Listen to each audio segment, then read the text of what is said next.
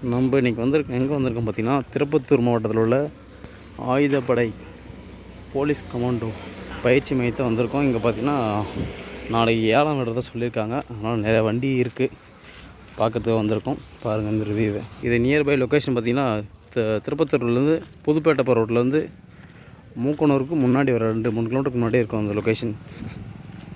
நிறைய பேருக்கு தெரியல, நாங்களே ரொம்ப நேரம் சுற்றிட்டு தான் வந்தோம். பார்த்துக்குவாங்க, லொக்கேஷன் பார்த்து காட்டுவாங்க. நாங்கள் சொன்னபோது நம்பலை.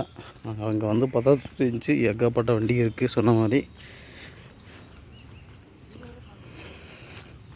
இதில் நீங்களே பாருங்கள்.